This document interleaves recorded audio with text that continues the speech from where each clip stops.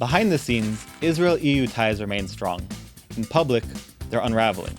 European Jewish communities, as well as Israel's strategic alliances, are paying the price. Can Israel and Europe find the way back to each other?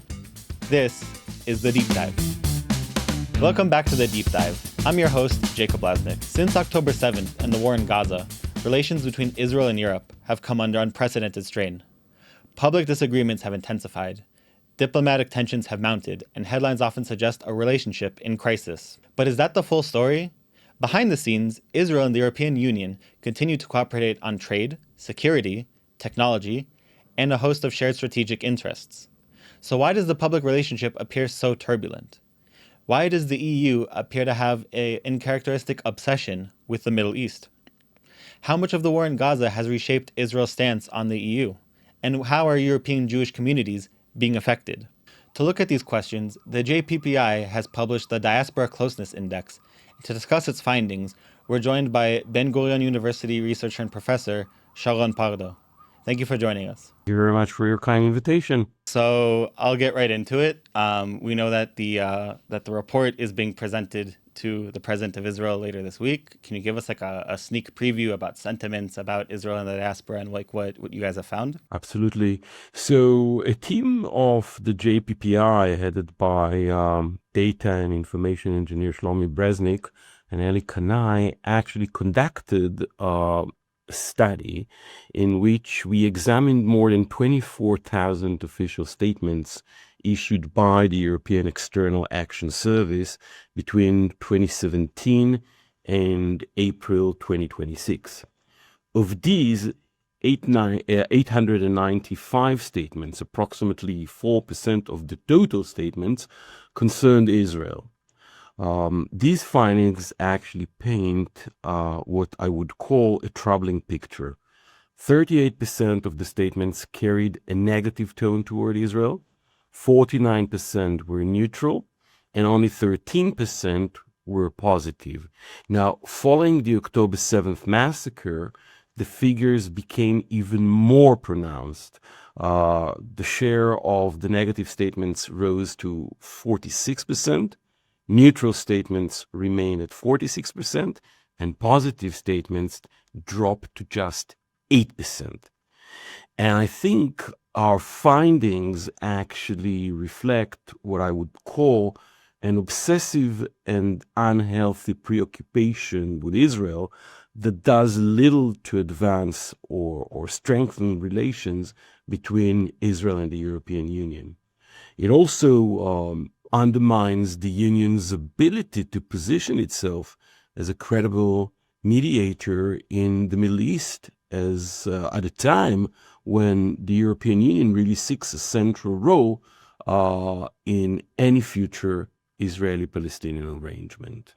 So maybe if the EU really wishes to be regarded as a significant and credible actor at the Middle East negotiating table, the EU should really adopt a more balanced, pragmatic, and constructive approach toward Israel. You know, if anyone watches the news, more or less, they could kind of surmise that attitudes towards Israel is not going in a positive direction. But given that it is the closeness index, I'm also curious to know, on the other side of that two-way street, more like how has Israel's attitude towards diasporas also changed after October 7th? Is there more outreach? Is there less? Where are their focuses? Is it more October 7th issue centric or kind of in general just outreach? I can only answer regarding the European diaspora, as the European diasporas actually feel that they were left alone. Israel is nowadays busy since October 7th, mainly with itself, fighting the wars on the ground. And the European diasporas were left on their own, no Israeli support, no, unfortunately, national support or very limited national support. We see the rise of anti-Semitism, the rise of incidents, violent incidents, in which many of the communities are simply fighting on their own and actually struggling.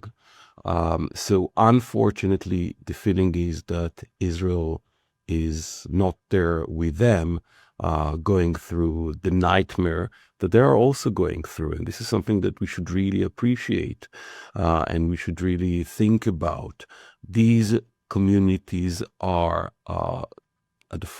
this is the front line, another front line that Israel is facing. And on behalf of Israel, these are the Jewish communities in Europe that are facing these violent incidents. We are talking about the largest diaspora, the largest community in France, and then, of course, the British diaspora, the German diaspora. To a limited extent, one might even say that almost with no, maybe that's the community that does not really face major incidents. That's the largest community in Eastern Europe, which is the Hungarian community.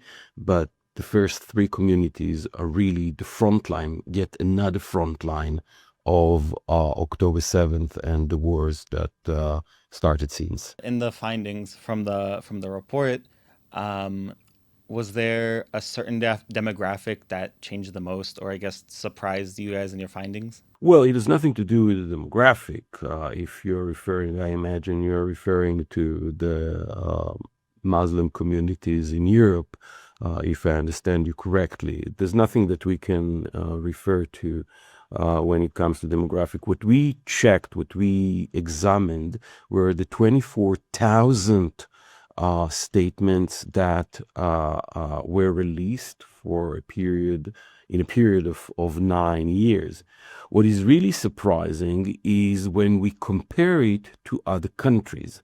And when we compare it to other regional countries, then we see something interesting. First of all, one is to say that Iran suffers from even more negative sentiment, with 56% of the statements that were negative, 36% were neutral, and then 8% were positive. On the other hand, what really surprised us, and this has nothing to do necessarily with demography in Europe, that has to do the sentiment towards Qatar. And over there, that was actually quite shocking. 66% of the statements that dealt with Qatar for the past 9 years were positive.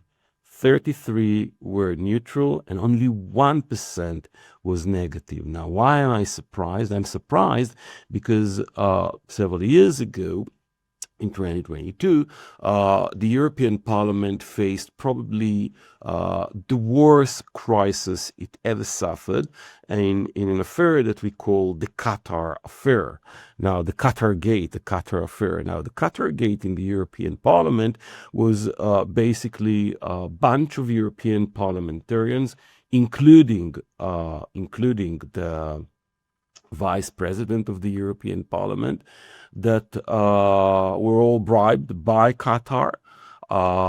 They were literally found with sacks full of money, of euro notes. Now, we are talking about sacks that were found on the balconies full of euro notes.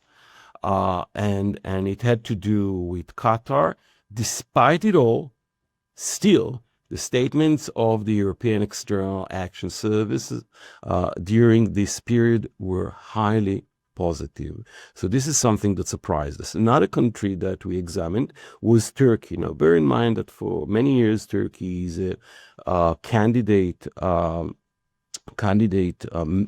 member state.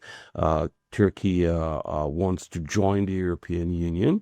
And over there, we found that 75% of the statements were neutral, 15% were positive, 11% were negative. Now, we examined Turkey during a period that Turkey had some major incidents with the European Union regarding immigrants, refugees that basically Turkey released from its territory to the European Union. Yet still, the coverage, the sentiments were neutral rather than far more negative. So I think again, what we see here is, if I'm trying to analyze the situation here, we see that at the supranational level, at the European institution level, the sentiment towards Israel is quite negative, um, and this does not necessarily reflect the national level, the sentiments of the member states, and maybe not even necessarily the sentiments of the European people. So there's this gap that for quite a while we are trying to understand and explain, and this has to do with uh, uh, and sorry to involve some theories here, this has to do with what we call normative power Europe. Now, since the early 2000s, Europe is trying to portray itself as a normative power. Europe understands that it has no hard power, that the only power that actually it has, it's normative power. Now, what we see is that since 2000 onwards, Europe is the main or the key instrument of European foreign diplomacy, foreign affairs, is normative power. So we see these normative statements that are being released regarding any third country, a country which is not does not have any future to join the European Union, that these countries get these strong normative statements from the European institution. This does not necessarily reflect on their relations with the member states. So we will see a situation in which, for example, Israel suffered key negative statements from the European institutions, yet its relations, the bilateral relations with some of the European member states, remained actually relatively good. Now, for the past 3 years, this is not necessarily the case. However, we still see strong cooperation between Israel and France and the UK and Germany when it comes to information, when it comes to the selling of weapons, when it comes maybe not to France, but I see trade. what you're saying. Yeah. When it comes to trade, you'll be surprised, but the situation with France is relatively good when it comes to the security apparatus that works quite closely with the French institutions. The same goes to other countries that are highly critical of Israel. You'll be surprised that behind the scenes, these countries are still buying, selling, and you name it. So like even what happened with France and like the Defense Expo and banning Israeli companies behind the scenes, things are still pretty solid? Well, just recently it was the Prime Minister, the French Prime Minister, that said that it's not us who imposed the boycott in Israel, it's actually Israel that imposed a boycott on us. Now, I think recently a European ambassador to Israel just told me something. Of course, I'm not going to name him or her, but I'm just going to say that she actually said, the boycott goes one direction. We boycott you while you're selling us weapons as much as we need. So I think this sums it quite well. And as part of the report, does this also come with like policy recommendations attached to it for both EU leaders and also maybe Israel, or is this just strictly findings? Well, first of all, currently this is just the findings. We did not yet release the full report, but I think the one thing that we should understand is that if the European Union really wants to be a player in this region, and one has to say that the European foreign policy is actually based on this region. From day one, that European foreign policy actually started in the early 70s, the number one topic that remained on the agenda was the Middle East situation, the situation or the crisis in the Middle East. Every month since the early 70s, when the foreign affairs ministers are meeting, they are discussing one particular topic, which is the Middle East. And why Europe is dealing with the Middle East? First of all, because it has a vested interest in this region. But Europe also wants to portray itself as a major actor as a key player in the international arena. Hence, this is the most lucrative conflict that Europe wants to be involved in it. Now, again, it has vested interests in the region, be it them trade, you name demography. The crisis currently is in every single state. Every member state of the European Union actually directly suffers due to demographic changes, suffers from this conflict. Hence, Europe has vested interest in solving this conflict. However, what we are saying is that Europe will not be able to play a key role in the region if it will not be a more balanced mediator in the region. Now, on the other hand, one is to say that for the past 3 years, Israel literally deserted the European Union, which is actually quite shocking. I mean, this is the number one trade partner of the state of Israel. Just to name some of the figures, just to mention some of the figures,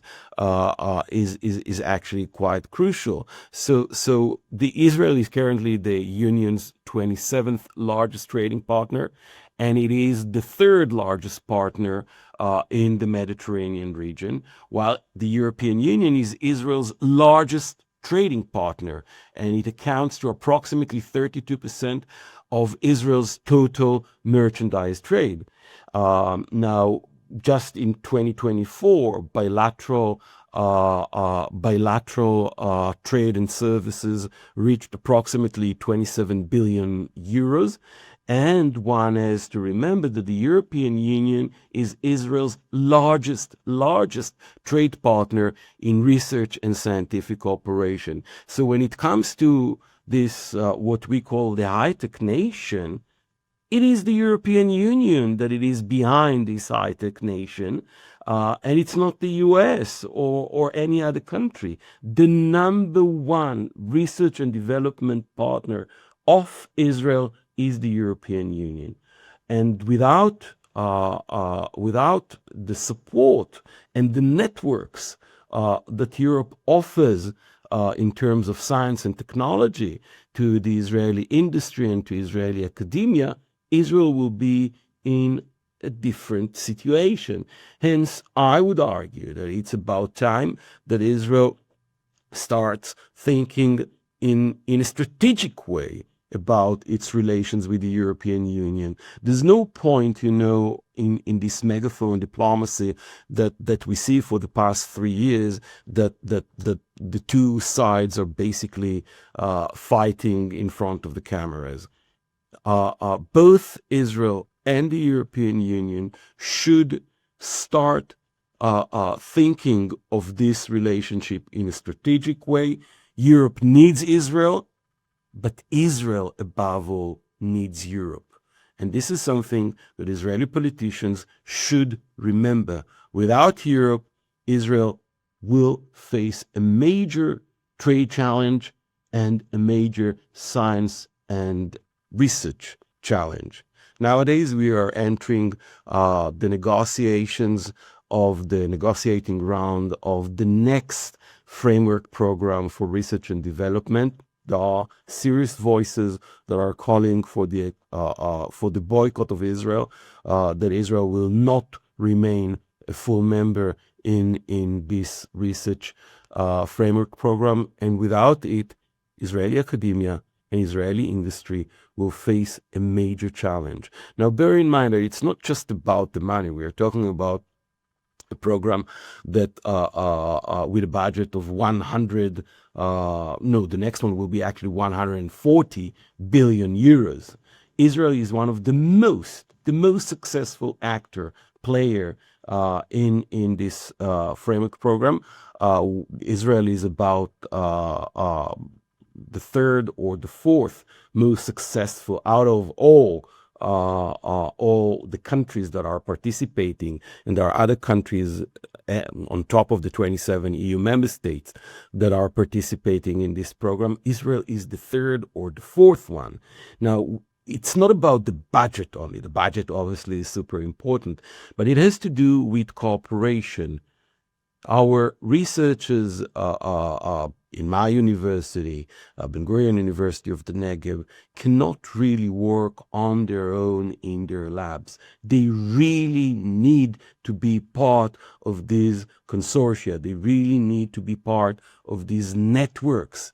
Without these networks, it is quite hard to develop and study. I don't even know if you'll be able to answer this, or if this is necessarily as part of the findings of the report. But as you said, that statements aside, bilateral relations between Israel and some European member states are still strong. But is this public friction? Does that have like a rippling effect on the diaspora communities in Europe? Does it negatively affect them directly? Not that it's necessarily Israel's biggest priority when they're keeping up this, facade of diplomacy and angry or not angry, but does that have a direct impact on European Jews' day-to-day lives? Absolutely. It has direct effect basically on all populations in Europe. This megaphone diplomacy is for the consumption of the people, above all. And it reflects immediately on the relations of the Jewish communities with their immediate neighbors, with their co-workers, with their friends. This really diffuses, this megaphone diplomacy diffuses to the people of Europe, and we see the negative attitudes of the Europeans towards Israel and towards Jews. Again, I think this is something that unfortunately does not, Israel is not really concerned with the situation. I would immediately advise the Israeli IDF chief of staff to appoint an advisor that will deal with not just at the prime ministerial level, but also at the chief of staff level, that he will have an advisor on Jewish diasporas, because every action that the IDF does has an implication on the Jewish diasporas all over the world. Hence, now again, this should be one concern among many other concerns. This should not be obviously the major concern of the IDF chief of staff, but he should be aware of the implications that some of these actions have on the Jewish diasporas. And I know that we have such an advisor and we have such a ministry, obviously, but this has to go also to the level of the IDF. And yes, this megaphone diplomacy implicates immediately on the Jewish diasporas, and they are the first one to pay the price. For sure. And is this like a recommendation or idea that you've come up with, or are these kind of things that Jews in the diaspora have voiced because they feel that they're not being considered? Well, when we are talking to the Jewish diasporas, we hear mainly about their grievances, about the violent incidents that they're facing, their relations with their neighbors and friends. We did not, well, personally, me, again, this is not yet the full report, as I said. These are just the findings of the study. So the report will be fully published with the annual assessment of the JPPI. But this is clearly, if you're asking me as a researcher that studies European Union relations for the past 25 years, I would say that it's about time that Israel start thinking in a strategic way about its relations with the European Union. Israel does not know what it wants from the European Union. Leave aside the European side. Israel simply does not know what it wants from the European Union. Israel never developed any strategy towards the European Union. There's no strategic thinking whatsoever about the European Union. And I remind us again, this is the #1 trade partner of Israel. Israeli trade is completely dependent on the European Union. On top of that, as I said, this is the #1 research and development partner of Israel. These are in terms of culture, in terms of tourism, where Israelis are going to vacate and enjoy their holidays, mainly in Europe. So, not to mention, of course, sports, which is of no less relevance. But being serious here, Israel, it's about time that Israel develops a strategy towards the European Union. Without such grand strategy, Israel will face major issues. Now, this is also a mission for the European Union. The European Union clearly does not know what it wants from Israel. Now, bear in mind that Israel is basically a very easy, in a way, I won't call it target, but is a very easy partner, because Israel is a democratic country, unlike most of the countries around Israel in the region. Israel is from Europe to some extent. Jews are part of Europe for thousands of years. European blood is in our veins, and Jewish blood is in Europe's veins, and hence, in a way, when Europe looks at Israel, Europe sees its past, and hence we see this tense relationship with Israel. It's easy for the European Union to talk to Israel. It's easy for the European Union to criticize Israel. And I think the number one challenge in this relationship is also on the European side. What do you really want from Israel? Now, on top of it, we have another challenge, which are the Jewish communities. And the Jewish communities are not there on behalf of Israel. They are all nationals of the member states. And it's about time that Europe will understand that if it wants to talk to the European communities, talk to the European communities. Do not talk to Israel about the Jewish communities. Talk to the European communities. Ask them what exactly they want now. The dialogue with them is uneasy because obviously they are divided, and with Israel there's one representative, one sole country, etc. But the European Union does not talk to the communities the way that it should talk. And the problem is not even at the European Union supranational level. The main problem is at the national level. Now, remember, these are European Union citizens. These are nationals of France. These are citizens of France. These are citizens of Germany. These are citizens of Hungary. They are their own citizens, and it's about time that they talk to them in a way that actually can bring eventually a solution to the challenges that they are facing. And one of the major problems is that they do not treat anti-Semitic incidents as terror attacks. These are, by all means, terror attacks. These are not just criminal, violent acts. These are terror attacks. And as long as these countries do not treat them as terror attacks, and they treat them only under the penal under the penal code as just violent or hate crimes, these communities will continue facing these challenges and to horrific violent incidents.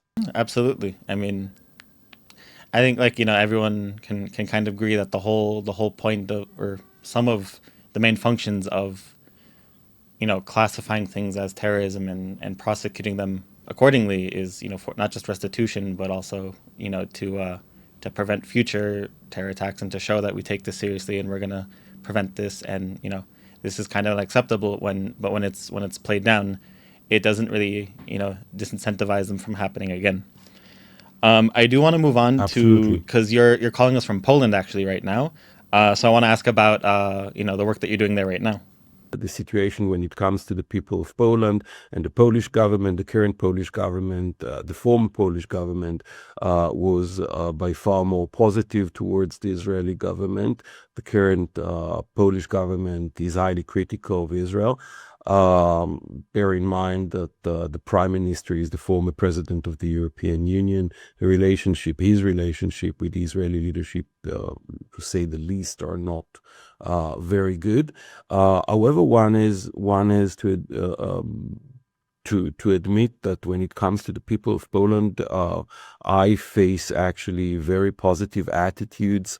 There is criticism towards Israel. The war in Gaza is on the table all the time, but I do not see any animosity. Quite the opposite. I get friendly comments and serious discussions. I meet students, I meet researchers. All the conversations are while they are highly critical, they are actually quite positive. They did give I us 12 meet points in here. Eurovision, so that's the biggest indicator, actually. Just kidding. Well, one can argue about what if the Eurovision actually reflects anything. That's a good question, and it has to do with information campaigns, etc., that all the countries are running, not necessarily just Israel. But if you do consider Eurovision to be of any kind of a survey or a poll, remember that Israel basically eventually ended as at the second place, and that was thanks to the people of Europe and not thanks to the jury or to the juries. So if that gives you any indication, I would say that clearly the situation is a bit different. But when it comes to Eurovision, I would argue that the Israeli number was above all a vote that was basically that people voted for Israel also in order to vote against the pissiness, the culture of political correctness. The Israeli number was portrayed as, if you want to show them, vote for Israel. If you're unhappy with the general situation, vote for Israel. And I personally, even here in Poland, I heard from people, not necessarily Poles, that said, it's not that we liked Israel or we have any relationship with Israel, but it was just our grievances against our government, if that's the way that they behave, and they want us to vote for whatever. I mean, I think it was Finland that was. Everyone spoke about Finland. They said, no, we voted for Israel out of a revenge, as they call it. Now, this is just, these are just conversations that I personally had. Now, on the other hand, you can take the Champions League as another example. You would see Israelis in Budapest, on the streets of Budapest. I actually came to Poland from Budapest, and I was there during the game, and I can tell you, Israelis were out there. Hundreds, if not thousands, of Israelis were out there on the streets of Budapest, mainly supporting Arsenal, one should say, and they were welcomed. And I didn't see any incident on the streets. Actually, it was very clear. They were very vociferous and colorful. So it was not, they didn't hide their nationality, and they were welcomed. So I would tend to say that what we get to see and hear is by far more extreme than the situation on the ground. But this does not to say that the situation is positive. Quite the opposite. I think Israel and the European Union are now in probably what I would call the lowest point ever of the relationships, be it on the national level and definitely on the supranational level, going back to the normative power Europe theoretical framework or instrument of European diplomacy. We see very strong and harsh statements against Israeli policies, against the Israeli leadership, and we reached really the lowest point ever of these relations. So over this past week has been marked as Diaspora Week, and some facets of JPPI have been teaming up with the Diaspora Ministry for a bunch of initiatives, including investing around 100 million shekels towards initiatives of education towards diaspora communities around Europe and around the world. I want to hear your prediction if these efforts are going to be going towards more of the anti-Semitism and how to combat it and how to secure it and how to message it route, or if it's going to go more towards the relationship with Israel and relationship with Jewish history route. I want your prediction if these, or not prediction, recommendation if these initiatives are going in the correct direction.